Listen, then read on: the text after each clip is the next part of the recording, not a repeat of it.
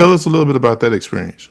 So I used to work for Nike when they brought Nike to Dallas, Texas, and I was one of the people who got the chance to break ground with the first store that North Park opened up and work with them with their Nike ID program. Welcome to the Legend of Podcast. I am your host, Davidito, and we back like we never left. And since you back, go ahead and subscribe if you haven't done so already. Today's guest, we're going to hear his story and his journey from him working with Nike ID to doing custom shoe designs. So many tips and tricks that he's learned over the years. If you were in Oregon, you may be wearing some customs that he made. So you're going to meet this gentleman today and hear so much more. Marcus, welcome to the podcast. Listen, it takes wisdom to grab these sneakers and spin them. Cut a couple of linen and match them up with the denim called Davidito. He'll cook it up like the kilo and have your Air Ones appropriate with the stilo. He's no Lilo, but he's mean with the stitch. What's going on, man? I appreciate you for having me. Yes, sir. Yes, sir. Let's start here. Won't you tell the audience a little bit about yourself and who you are? My name is Marcus Mitchell, aka Flint Eastwood, the owner of Custom 21. Been doing customs for about, man, 6, 7 years now, but been involved in the shoe game for probably about 15, 17 years, something maybe a little bit longer than that. Grew up in the shoe game from working at Foot Locker and Foot Action Champs before I was working with them for about 3 or 4 years. Then went on to work with Nike for another 3 years. So I've always been attached to the shoe game for either on the corporate level or the mainstream on the outside, even from the old days of camping for shoes. So I've always been around in the shoe game. Okay, okay. So I'm hearing some sneakerhead vibes in there. Oh yeah. You Yeah, that's said how it all camping. started. Okay, Yeah. Oh yeah, okay. yeah, man. Doing a lot of camping. That's how it all started from. All right.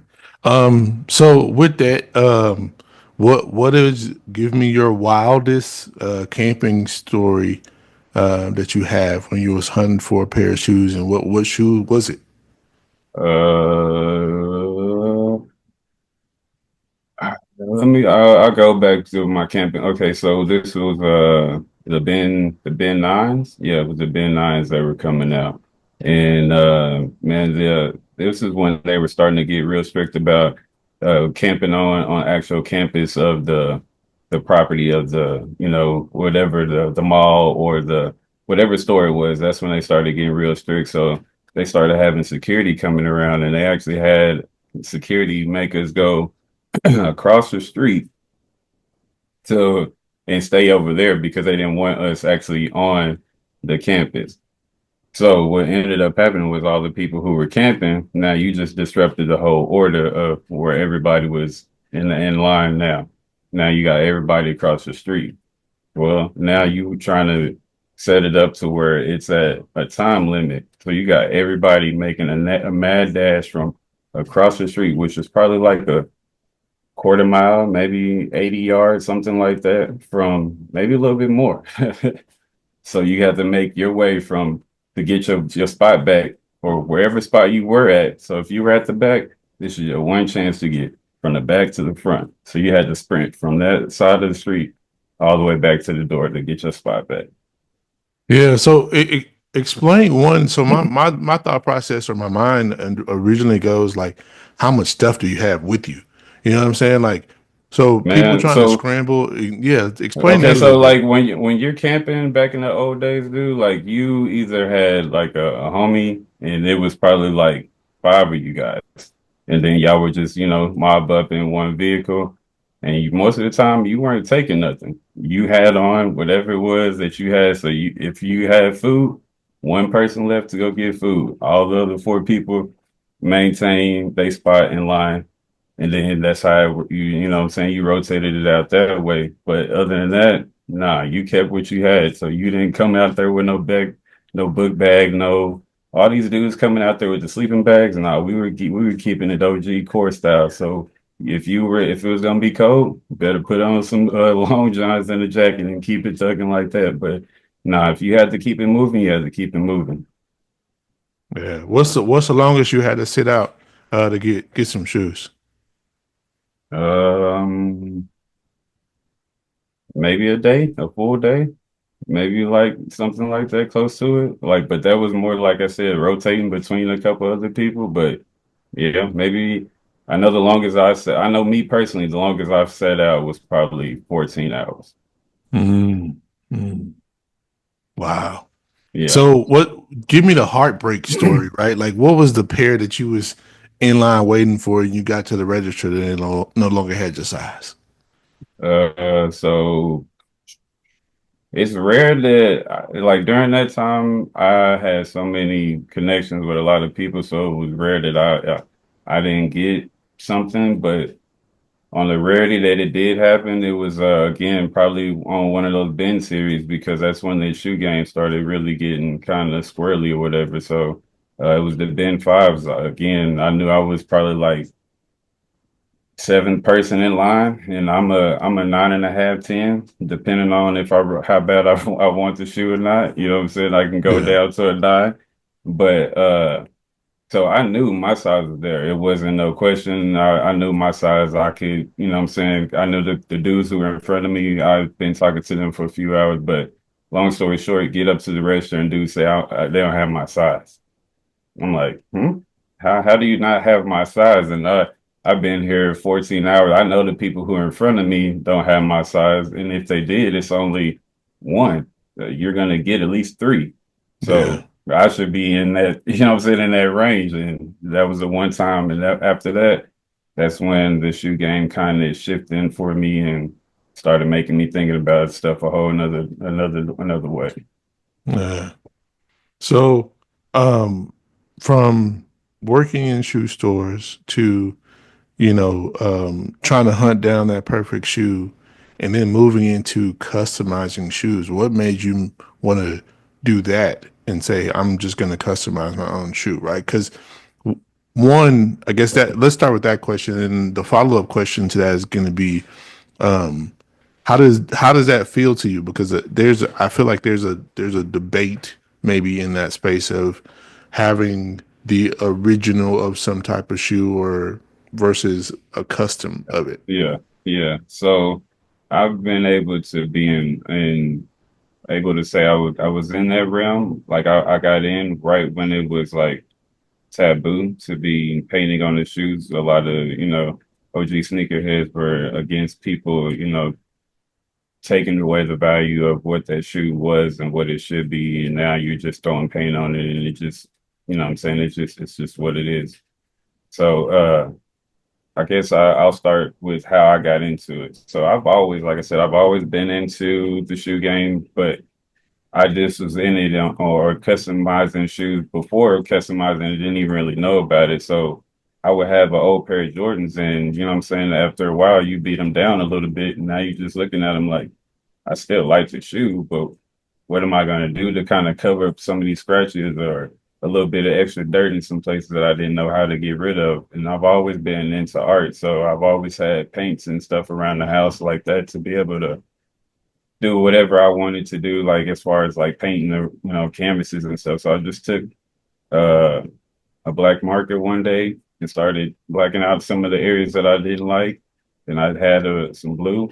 I just started putting some blue in those areas that I didn't like, and then it just kind of I just wore them and just left them alone like that. And people kind of looked at me, but I hooped in them, so it didn't make them look like a real street shoe, but it was like, dudes just kind of looking like, damn, it's kind of cool. So I just did it like that, but I never really took it to the level of where it is now. But to answer your question on how I got into them, I've been an Oregon fan for, man, a long time. Just say that. I can't even count. Just a long time. Back when Dennis Dixon and Darren Thomas, back in those days, like OG. So I've always that was when the Oregon Jordan 3 had really started getting popping. And I, of course, I'm into the game. So I'm like, how can I get a pair? Da da da. Went search, blah blah blah. Finally seen the ticket on them, and I was just like, yeah, we're not in that realm of spending Yeah. 2 or 3 thousand on a pair. Now, have I gotten up to spending that? throughout my years of being in the game, probably so. But at that time, I wasn't ready to spend that kind of money on a pair of shoes. So I've always, like I said, I have a big thing for threes and fours, sixes, certain number of Jordans. And so I would double up, triple up on certain Jordans. And so I had maybe three pairs of cements. And so I took one of my OG pair of cements and just kind of started breaking them down. I'm like, I would reach out to people and ask them, hey, can you do this? Can you do that? And a lot of people would say they would do this, but they wouldn't do that, or they would do this, but they wouldn't do that. So I would just take what those people would do for me and just take those pieces. I'm like, all right. So I got a guy named Easy Stitcher off of Instagram, and he would make my patches for me. So I'm like, well, he couldn't do my tongue, but he would do the patches. I'm like, cool. Let me have the patches and the duck feet. Me and him went back and forth on the dimensions and how the design of what I wanted the duck feet to look like and the patches for the tongue. So I wanted to make a shoe that I couldn't get. That's a long story short. I wanted to make a shoe that I couldn't get. And then when I started going into it, I started looking at their shoe and I was like, well, I want to make mine different from what they're doing. So that's essentially how we got into it. And I did it for myself and I posted on IG and then I tagged Oregon. And once Oregon got a hold to it, I did a pair for the equipment manager who was working for Oregon, and it just blew up like wildfire after that. And I haven't been able to stop doing an Oregon custom of some sort since then. Yeah, that was one of the things I saw on your page. I was like, okay, either he's in love with Oregon Ducks or just high demand for Oregon Ducks. And then I saw A the little picture bit of of you both. sitting in the recruiting chair, said you were feeling like a king. So I was like, okay, maybe he a fan then. So, Yeah. Yeah, no. So like I said, I've been an OG fan and I got an opportunity to do a pair for one of the equipment managers who was working for the university at the time. And so I got a chance to go out and tour the facility and check it out and meet up with a couple of the coaches and stuff that were on the staff at that time.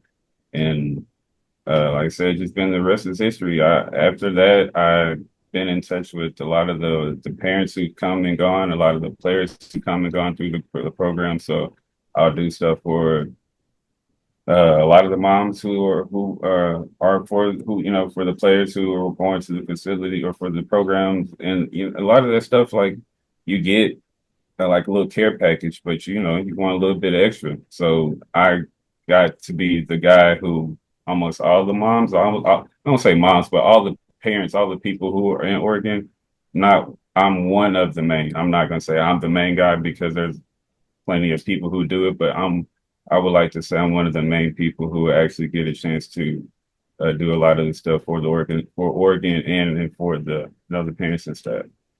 okay, all right, cool.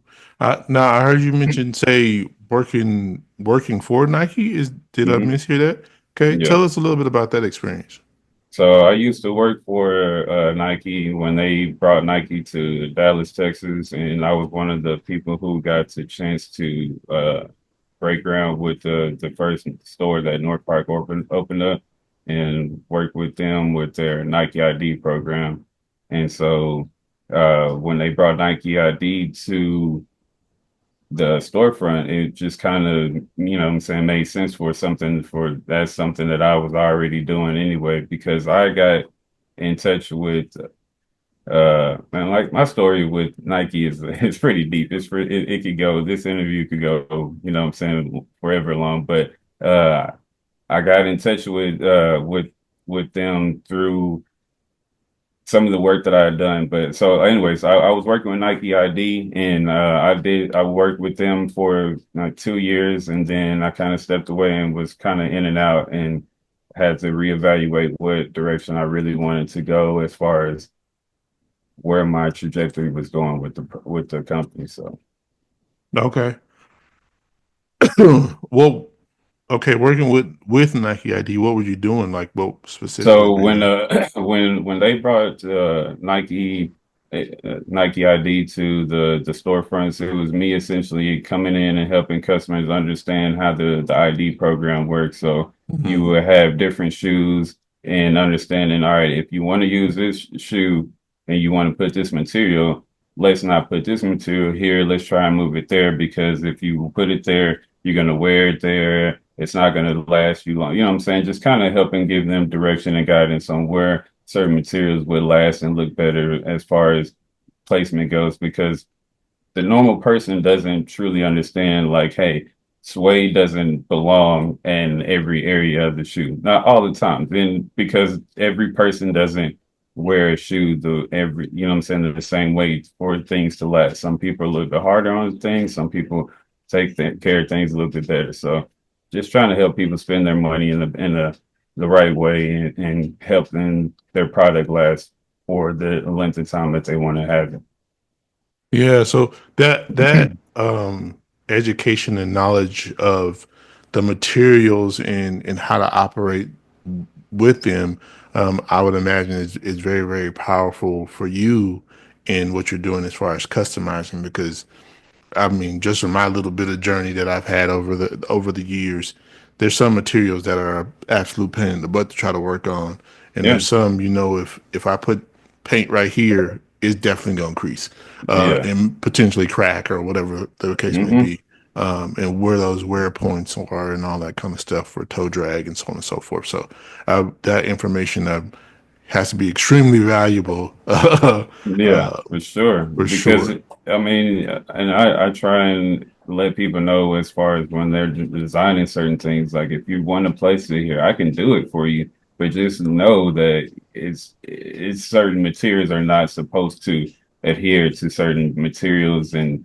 it's going to look cool for the moment, but eventually over time, nothing is permanent. Yeah, So, having to explain, certain materials at certain places. Now, I can prep it and make it to last for, 3, 4, 5, 7, 8 years, but in there are certain plastics or certain materials that do not adhere as properly. But, I've learned a lot, definitely through my years of customizing and through my years of being taught from Nike. yeah, man, that's what's up. That's what's up. Dang. So my brain just kind of goes crazy in that space, and I'm like, okay, have you put out a guide or anything for the rest of us so we can learn? You know what I'm saying? We need some of that knowledge, brother. Man, I've had a lot of people. One of my closest friends that I went to school with, man, he's been on my neck for the longest about me been putting out the YouTube tutorials and doing YouTube, and he's been on me for a long time. And this is the first time, well, I didn't say the first time, but one of the few times that I've actually come from behind the cameras for my face to be seen, for people to hear my voice and to see who the person is behind all the shoes and all the designs. Because there's been a few times that I've gone to games or events and I've seen my stuff walking or seen my, what I'm saying, seen my stuff Mhm. walking around and the people didn't even know I'm standing right there. I was the person who actually designed it for them because I'm behind the camera. I don't really, I'm a very, not, I'm an introvert. I'm not a person who likes to be seen. I don't seek attention like that. So, but he Yeah, has, he has asked me, and now that I'm learning how social media is truly,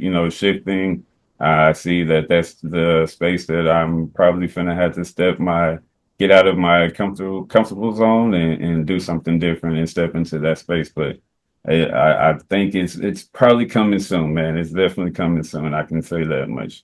yeah. Let me know when, so I can get that information for For sure. sure, for Like, I sure. mean, just thinking about it, I'm like, man, you could be doing workshops. There could be products put out, different types of things that could just come from the knowledge that you have, and then actually be able to show like, here, this is what I'm talking about. Like that's valuable, Yeah, super, super valuable.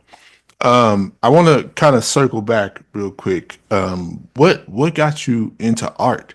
Because a lot of this has to start from that spot, right? So what kind of yeah. got you into that? I will have to credit that to my mom. She's been the one who started, my mom and my grandma, both of them. I don't know. So my mom, single mom, you know what I'm saying, keeping me with her a lot of times, having to find things to keep me busy during that time period. And I would, doodle or, on things like I would see stuff and then I would just come back and draw it.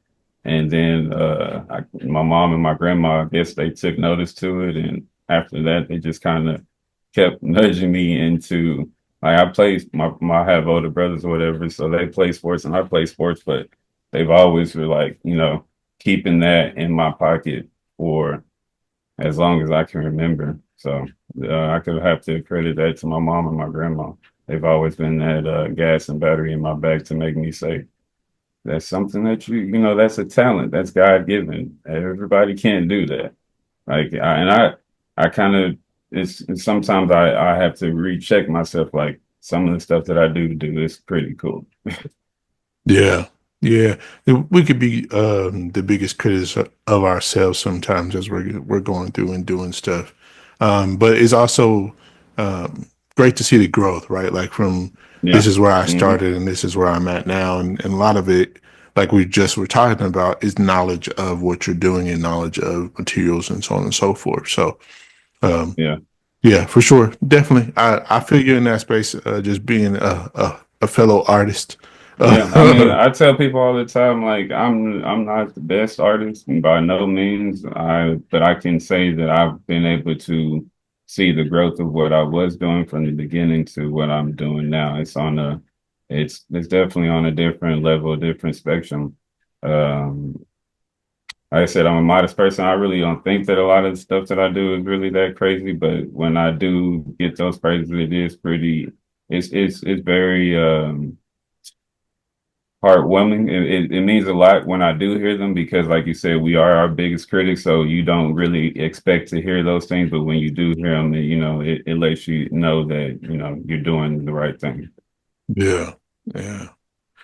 Man, yeah. You saying that some of the stuff ain't that crazy or dope. I'm gonna disagree with you uh in that space because there's some stuff that I've seen that I'm like, okay, that's dope, that's dope, Yeah, that's dope. Right. yeah, The other thing too, for me, looking at, I'm like I said before, obviously you love Oregon, you love the Ducks, but to hmm, take a design or a theme and to revamp it so many times where it looks new and fresh and different, like I'm yeah, like, none of these things look the same. Like, what yeah. is going on? Like, how? It takes a man. So when I first started doing, so again, I went to school for art, so I'm well versed in Adobe, Photoshop and stuff like that. So the first shoe that I ever created, I could probably say that shoe has maybe 50 drafts, and it's only three colors and 50 drafts. It took me, like, that's how meticulous I get when it comes to some of my designs. Like most people, when you think three colors, you shouldn't be able to know.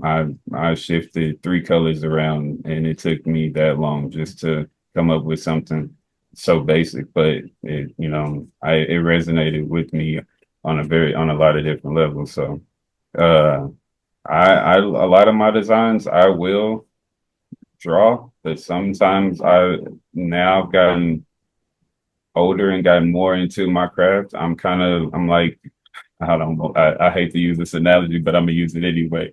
I'm kind of like Jay-Z and Lil Wayne, where it's like I see it and I can just do it now. I don't have to draw it out and plan it out and do things like that anymore. Now I can just see it in my head and just do it. Or I can put the shoe in front of me, look at it and just go. Like it's no more, let's see if I like it like this or like it like, no, it's just we're going with it. Yeah, This is how, and then I just kind of get in the flow and get in the rhythm and just that's how it goes now. yeah. You say put the beat on, put me in the booth, and let me go. I hear Yeah, you. yeah, All right, yeah. that's what's up. This episode of the Lacement Podcast is sponsored by Davidito Designs. Davidito Designs is my website. It's where you can go and purchase some merchandise. You can also put in a request for some custom shoes. If you have an idea, a thought, a dream, if you want to put your favorite sports team on or your business logo, whatever the case may be, go there, fill out a request form, let's collaborate, and let's bring your vision to life. See you over there. I do want to ask you what your favorite sneaker is and why in that space. I heard you mention like three different shoes. So what would you say is your favorite and why? The I would say I guess I'll say top three. I would just say models, not flat out. I don't want to give out too many because I could. Some shoes have like so many different, what I'm saying, colorways or whatever. We can go many. So, but I would just say number one is the Flint 13 because that's how I got the name. A lot of people think the name Flint Eastwood came from something or whatever, but it's a little bit of both. It's an homage to my grandmother, and then it's uh my favorite shoe to put together. When I say homage to my grandmother, me and my grandmother watched a lot of westerns, and Clint Eastwood was one of the favorite characters that she would watch, and so hence the Eastwood part. Flint, put them together, Flint Eastwood. So that's number one. Number two is of course the Jordan 3. I mean, elephant print is one of my favorite materials of all time. So anything I could grab and put elephant print on, I'm gonna rock with that. So we're gonna go elephant print. So we're gonna go threes, Flint.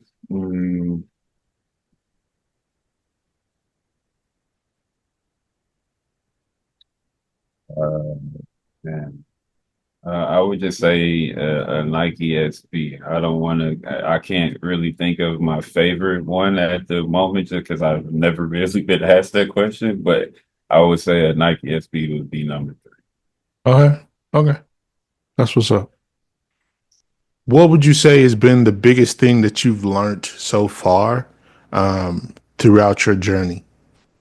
Word of mouth.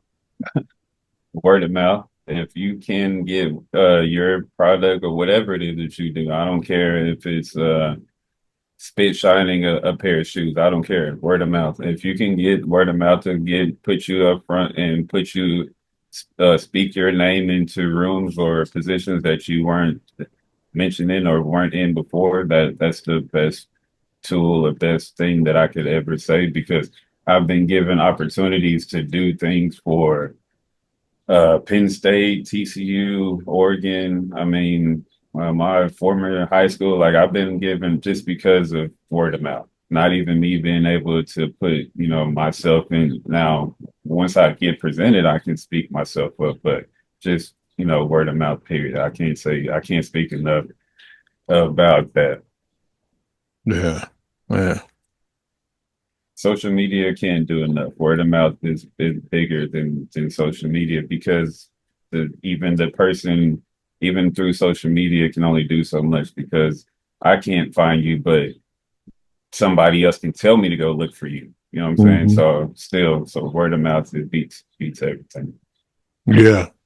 Yeah, I know we use all these other tools, but that's one of the things that I've always said in my profession. I've been in higher education for a long time, and I always feel like your biggest recruiter or marketer is the person that's there that has a good experience and go tell somebody else, right? So definitely, I hear you on that one, for sure, for sure. Um, one of the things that I like to say is creating is problem solving, right? With that, give me or tell us what is one of the big mistakes that you probably made while you were making something, and how did you go about fixing it? And I can't even tell you how many times I've made mistakes and once the finished product is done, you wouldn't be able to tell that I've made a mistake. But only I can look at that shoe and be like, "Hmm, there's a mistake right there. There's another one over there. There's three on this side, but you can't see. You know what I'm saying? Like Hmm. I can. A lot of my mistakes be so minute that you can't see them. But I I don't know. I try and practice. I try and do everything like the factory would make it, and that's why I feel like a lot of my customs go the way that they go and resonate with so many people on the level that they do. Because when you look at it, you can't tell me that Nike didn't put that out, Adidas didn't put that out. Whoever it was, whatever that base model shoe is, that you can't tell me that that couldn't be something that you go online and buy. Like so a lot of my customers are like that now. I try. This new process, a new way I'm going. I'm trying to break that mold and go on a more of a now you know it's custom type of level. So it's just trying to find the balance between the two. Yeah. Yeah. Okay. So, like I said, I looked through your page. I saw a bunch of Oregon shoes on there, right? One of the questions I normally ask is, what is your top 5 shoes that you customize? But I want to narrow yours down, right? Please do. What is the top 5 Oregon shoes It's that even you've worse. customized? That's He's not like, that even doesn't better. help, That right? doesn't help because, and I say that because, and yeah, I have a lot of shoes and a lot of stuff that I don't even, man, I can tell you there's probably 15% of shoes that I've never even posted. That's just in my camera phone, like in my camera reel. So like, I sometimes stuff that I get so busy and so caught up in my head that I'm moving so much and doing so many things on so many different levels that I forget to post some things. So, um, So just do it out of the ones that's posted but then. I'll say okay. So my top 5 Oregon, yeah, uh, so there's my I'll go. I don't know how to rank. I won't rank them in any order. I'll just say top 5. So top 5 will be um my What the Duck Oregon custom that I did. This one is kind of like it has multiple pieces of not so much the actual Oregon custom, but more so what I've done. So it's more so like the Oregon threes that I've actually customized. I've taken pieces from those and threw them on one set. So one side is the black pair and another side is the white pair, but they just have pieces from the different threes that I've done. So that's one. Of course, the Combat 3, the one that got all this started. That's number 2. Mm, I have I did a Jordan 11 low. That one's pretty sweet. I've been meaning to work my, and that's another thing too. Like I work so much on other people's stuff that I don't even get a chance to really even make stuff for myself. So I make so many cool things for other people, and I'd be like, man, I need a pair of those. So a lot of this that's in my I don't even have. So 11 low. So we got the What the Dunk, the 11 low one, and then the 3. So we need 2 more. Oh, my off white. Mm-hmm. The Mm-hmm. off-white one, that Mm-hmm. one, that Mm-hmm. that that pair, Yeah, that's fire. Yeah. that pair is pretty cool. I didn't do that one. I just took a concept that I saw Oregon put out a couple of years, and I just brought it to life. So I don't have no credit for that design, but that one is number 4. Um, I have this like off-white Air Force One that I did. It's like I dyed it, and then I took it apart, like took the tongue out, replaced the tongue. I did a lot of stuff with that one, but yeah, so we'll go, I guess it'd be 2 off-whites then. So we go the off-white Air Force One that I did, the Oregon, the off-white high top Jordan 1, that pair, the What the Duck, um, my Combat 3. What did I say for the 5th pair? The 11 low. So I was going to ask a question on the 11s, right? Is one of the shoes that well, first of all, the 11 is my favorite shoe ever, Mhm. but it's the shoe that I'm probably the most afraid to touch because of the patent Most leather. people are. Yeah, most people are Yeah. because of The process to actually get the patent leather prep properly, and I say properly, it's a job in itself. Like Yeah, run us through it because I need the knowledge. You know what I'm saying? Like, Okay, I'll give you a quick tidbit. All right, I'll drop a little bit of knowledge here. So when you're prepping patent leather, most people just try and do like, acetone and then try and paint on it, and it's just gonna crack and it's gonna peel or it's gonna come off, however you want to call it. I just say the proper way that I've learned through my process of doing it, it's like a three-step process. So of course the first step is the acetone.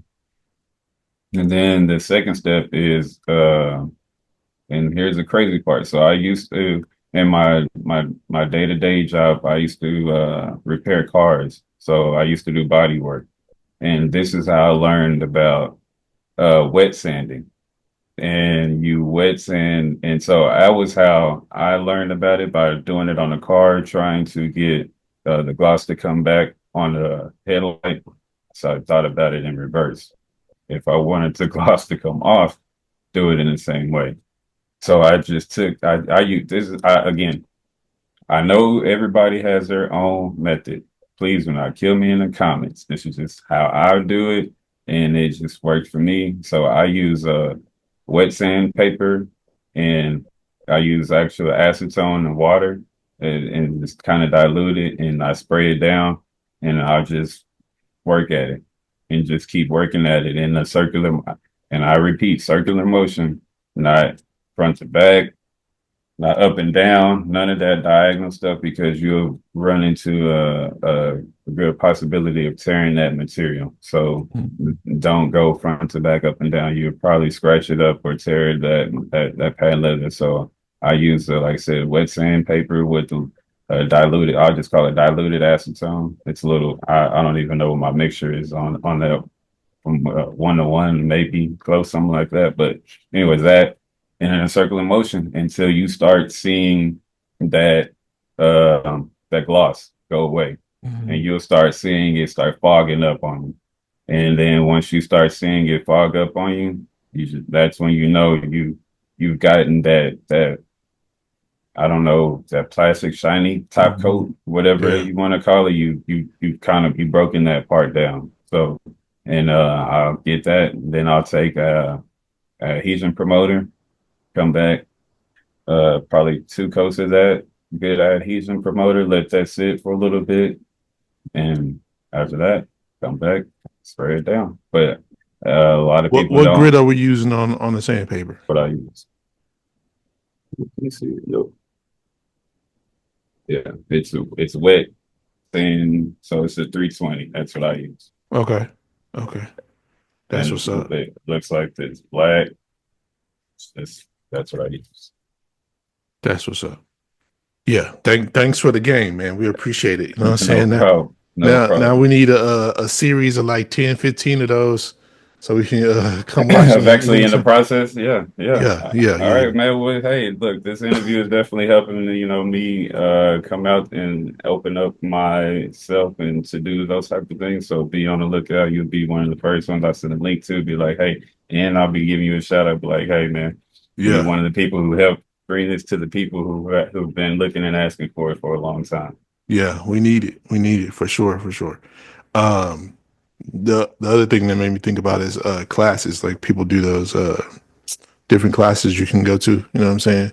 Yeah, and I've do a actually done it. customization. Okay. Okay. So this is so I hate to be a gatekeeper, but to an extent I have been. So I will teach and inform kids who are younger kids, like teenagers coming up. Like I will teach them. I've held classes and similar, like stuff for them. But older people, I haven't really taught or put that out to older people, because I feel like some older people are just either. I just find it hard to teach older people sometimes, because some people don't want to receive and do it the way that you do it, because they have already either done it before, they want to do it their way versus the way that you teach. So that's why, like I said in the comments, don't kill me, because this is just how I do it. Everybody does things a different kind of way. So, but younger kids, shoot, they see what I do. They don't care. They're gonna sit here and absorb it for what it is. Some older people don't want to absorb it for like that. They want to take what I'm teaching them and manipulate it and do something else with it. And I don't really care for that. Yeah, yeah. I mean, the the whole process of doing this, right, is you learn tips and bits, and some of you learn following through, and some of you learn from other people's tips. Yeah. There's I've learned on several different ways. I mean, the first pair that I ever did, I was using wrong paint, wrong materials, wrong everything. Never really wore them, so I still have them. They're more a display piece than anything, Yeah. but I've learned, over the time. Matter of Uh, fact, I have one of the first shoes that I ever did right here. It's in my studio right now. I've never worn them. I just have them, and it's just paint. And that was just one of the first shoes that I ever worked on, just to see if I could actually, do other things. But so like this is the first pair. oh yeah, yeah, yeah. I saw them on your page. Yeah, this was the Yeah, first pair. But like, and they just stay with me. I will probably never get rid of them. When I move to my new studio, they'll be in there at some point too. Some things they're just sentimental.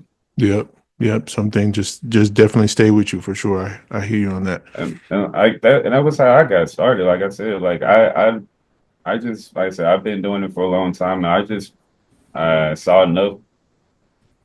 I saw enough to be like, hey, let me try. I've been an artist for a long time, and that's why I tell people when they ask me like, when can you do it or how can you? I'm like, if you're gonna mess up, and that I mess up to this day. So the best way to do it is just to try it, and there's certain, but also I do know where my wheelhouse is too. I know where my sweet spot is. I tried, and like I have people ask me to do things, and I will like to be stretched and pushed and do things outside. But then I also know, hey, I know you want me to do this, but I to get it to the level of where I would want it to be. And again, like you said, I'm my biggest critic. So I would tell people like, hey, that's not something that I believe I could do. We could do it on this level when I know I can still execute what you want to your standard. Yeah, yeah, for sure, sure. Um, Speaking of that, and like in talking to a customer, um, what is a little bit of your business model, and then what does that exchange look like? So I would just say my business motto would be factory setting. Like that's how I try to pitch any and everything to the. If I wouldn't wear it, and as a sneakerhead, if I wouldn't wear it, then I don't send it out of the studio because it's not to my standard. And like I said, if you know anything about a sneakerhead, their standards on shoes it's pretty particular. So that's how I try and hold everything to that standard. If I wouldn't put my mom in it, and that was something that I've learned a long time. It's a representation of me. So if you're wearing something that you've gotten from me, and I wanted to represent me to a place where it's either turning heads and having people asking, hey man, where'd you get those? Can I get something like that? Like, so that's my business model. And I'm sorry, what was the second part of the question? Just what does the exchange look Oh, like and then for you and the exchange. customer? Yeah. So, and also on the customer side. So the customer side is I try and keep it real simple. Um, you take care, it's very simple in two transactions. Let me back that up. It's not so simple. Sometimes I do have customers who ask for renderings, but like I told you earlier in the interview, it's like I do like to be able to just Jay-Z my way through it and just kind Hmm. of feel my way through it and do it that way. Because I've also found that when I do it that way, just feel my way through, it actually comes out better than I did sitting at a computer for. Dude, some renderings that I've made, I've been sitting at a computer for 8 to 12 hours just on, going back and forth on just a design. So And then even once that design is done, I can look at it and be like, man, we could have took this, to a whole nother level. And I found myself like that too. Something that I could quote you on doing. And then once I get into it myself, I probably did more once I did it myself versus what you asked me to do. So, but back into that. So it's very simple. It's you send me your deposit up front is it's half. So you send the cover, for instance, don't want to say so much half, but kind of sort of. But the deposit is up front because I've had a lot of times where I had customers ask for me to do shoes, and I would personally pay for the shoes out of my pocket, and Mhm. then it would take them 2 and 3 months, 4 months to be like, oh, okay, I'm ready to get the shoes when the shoe is already done.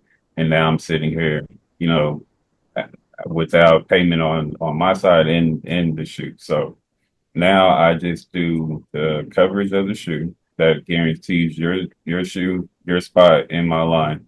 Sometimes my line goes crazy and I got 10 shoes in a week. Sometimes my line is low and I got 4 shoes in a week. So it just depends. But so it's just the coverage of your shoe. And then once your shoe is done, you pay, what I'm saying, the remaining of your balance of once the shoe's done. Yeah.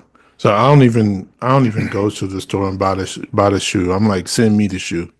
Yeah. Just Yeah. because to be out of $100 and some or whatever, you know what I'm saying, whatever shoe they Yeah. get, to be out of that money up front, and then to possibly have somebody bail on you, Yeah. as well. You know, that's also why I started charging for the artwork too, because I'm like, I'm sitting, I made you like 5 different versions, and you like, oh Hmm. yeah, I like them, but we gonna wait. What do you mean we Hmm. gonna wait? You know what I'm saying, I wasted all this time. So Hmm. Yeah. yeah, I even And see, start charging for that too. a lot of people, and my family has been saying the same thing that I need to switch it up to where I'm charging for that. And most of the time, I don't do it without your deposit already sent. So it's kind of factored into, what I'm saying, your shoe as far as you. But again, I've been doing this so long now. A lot of people don't even ask for it anymore. They just like, I know you, I trust your work. This is Yeah. give me these 2 or 3 key points, and then they let me fly. So I can't even say I've done a rendering in the last 4 years outside of like actually like doing something for corporate. Those are the only people who really want a rendering because they have to, put it in front of in front of their board to be like, hey, do we want this one or do we want this one? Yeah. Like that type stuff. But for the Yeah. most part, Different like people have that, to approve it. Yeah. yeah. And outside of that, just the basic customer now. And now they just give me key points and just, let me just do my thing. So I love it like that. Yeah. That's what's up. That's what's up. What's something that you're working on now that you're excited about?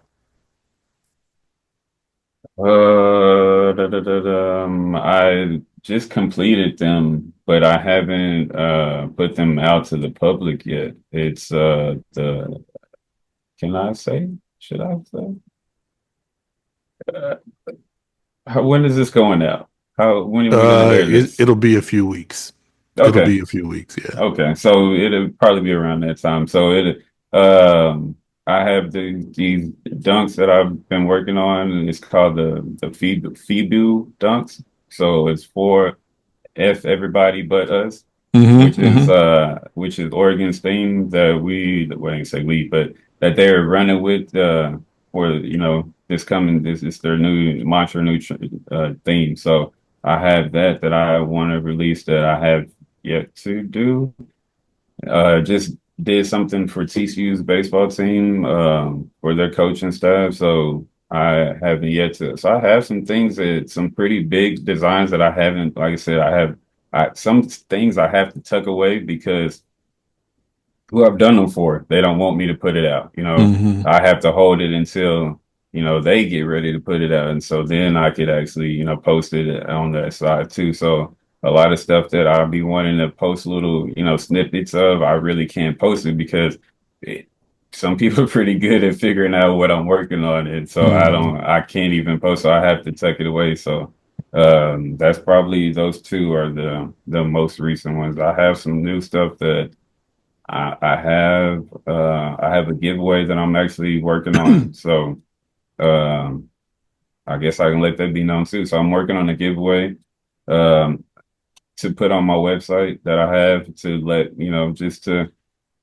give back to the people who always asked to or who wanted to get something from me, and they may have priced themselves out of it at some time. So now I'm putting something out on a more um, user friendly, let's just say that user friendly price point. So it won't be a lot, probably like 15, 20 pair or something like that. But it's just to, give it out to the people to let them have some of my artwork or my designs that uh that's not so pricey, because sometimes the price does get up there on some of the stuff that we work on, and the stuff that we design. So Yeah, yeah. I feel like I needed the, that exclusive button. You know what I'm saying? oh yeah, man, Just we're dropping some real the, gems tonight, man. We're yeah, dropping some real gems today, yeah, man. Like I said, I don't get a chance to tell a lot of people this stuff because it's pretty much, I keep it within my little studio, I have a really tight circle, and we they keep me real well grounded, keep me focused. So I don't really get a chance to put it out there. So this is I appreciate the opportunity to be able to express myself and let the people know there's some pretty cool things that's in the works. yeah, yeah. That's dope. That's dope. I'm excited to see it. That's so you mentioned what I'm saying, not being able to post some stuff. That's one of the challenges that I face is posting something before the person gets it or before they get a chance to put it out. I Yeah, typically wait, you know, yeah. because I've already done my little videos and photos and all that stuff, and I'm like, I want to put it out, but then I'm trying to wait until they post something, and then put it out. But that's one of the things I kind of tussle back and forth with. Even if they don't ask, I just kind of, you know what I'm saying? Which also makes it hard for me sometimes. I'm like, okay, I'm going to go live, but I'm working on someone's shoe. So And I'm that is like, dude, that is the biggest thing that I have to deal with, is the fact that I'll have a list of 12 shoes on the board.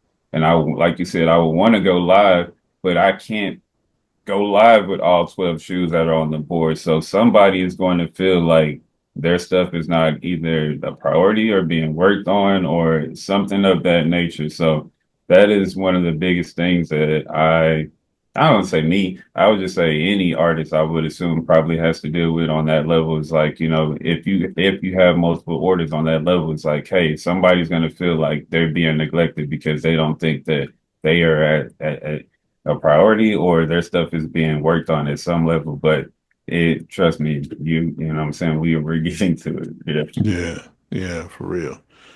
So is this something that you're doing full time? No, I would love to do it full time, but I'm just not capable. I'm not say capable. I just have not taken that leap of faith to be able to do this full time. So no, I'm a project manager during the daytime, and then like I said, I come home and I squeeze this in whenever I can outside of my personal life too. So I would love to be able to do this on a full-time level. I would be able to do so many more cool things. But and then also doing it on a full-time level is like, I have a lot of ideas, but you probably can't get to a lot of your ideas because you're too busy trying to, maintain the business side of it also. So it's a little, it's like I said, it's a little balance. It's definitely a balance. It's a dance. Yeah, and you're always working on somebody else's concept or idea and trying to get them their thing. So that's been one of my things with the balance, because there's things that I have that I want to do and get out of my head, but I'm trying to do so many other things too. So yeah, Yeah. that's it's definitely a fight to balance, and then on top of that, life and family and Hmm. so on and so forth. So Yeah. Yeah, yeah, Yeah, my daughter has so many different rehearsals and recitals and different things going on, and so that's why I say it's a balance. Most people, yeah, I mean, everybody has to figure out a balance with their life, and so it's just like I said, it's just a dance. I don't complain about it by no means because this is something that I choose and I love to do. I would, if without this, I don't really know what I would be doing because this keeps, it keeps me out of my head and keeps all of my creative juices going and keeps me young. So to an extent, like keeps me. I wake up and I'm like, hey, whose shoe do I have to work on today, or who's, what I'm saying. So it keeps me, moving and going every day. So I always have something moving. yeah, for sure, for sure. Yeah, man. Um,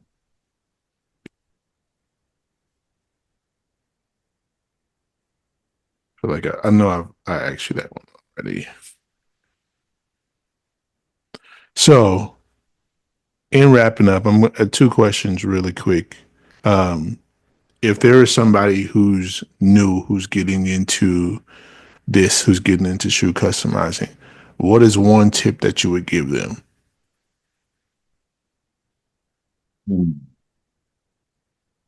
Be patient.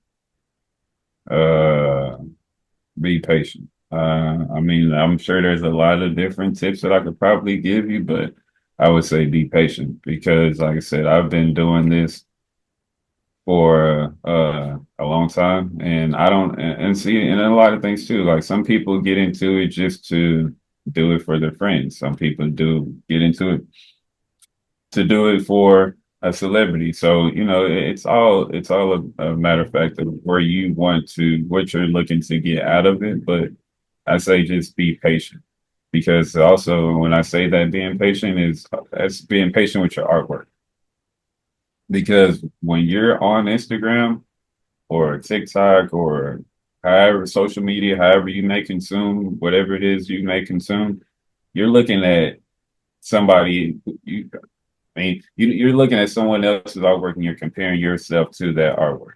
You don't know if that person's been doing it for 15 years or could be doing it for 15 minutes.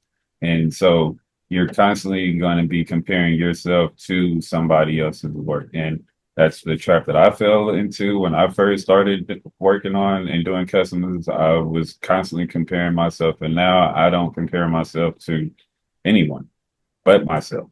So I I don't, and that's why I say be patient because that's also again being patient and having to learn yourself and learn how you want to maneuver your through this space and how to best guide yourself through this to where you're not having a mental breakdown on this. So again, being patient. That's the biggest tip I can give anyone because again, I have to constantly repeat that to myself. And I've been doing this for a long time. So it's all about being patient. Yeah, yeah. Last question. Where could the people find you at? Where could they follow you? If they wanted to place an order, where do they go? So you can find me at a lot of on all socials at Flint underscore. Well, not all. I have yet to fix my X or Twitter or whatever, but Instagram and TikTok Flint underscore Eastwood 21. That's my handle. That's my social. You can find me on my website custom21.bigcartel.com. Um, I mean, it's funny. I even Googled something the other day, and you can find my stuff in Google now. And I really find that, like, I don't know if I really say that if that's it's a little pat on the back. I'll just say that because Yeah, I don't know too many people who can say that you can Google me and really and mean it. You know what I'm saying? And can find something on about yourself in Google. So. Um, I think that's probably about it, man. Like I said, I think I'm trying to get into YouTube, so just keep following. Like I said, go to Instagram for sure. If you want to find anything about me, Instagram is my number one go-to. So like I said, Flint underscore Eastwood 21 is the name.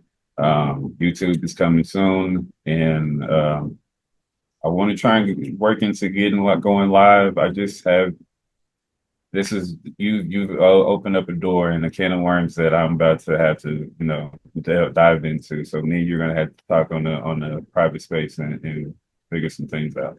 Yeah, for sure, man. I'm excited. So you know what I'm saying? Like, I'm excited. I'm excited to see them tips. I'm excited to see what you put out, man, and share your knowledge with the community. And thank you for being on, brother. I greatly appreciate it.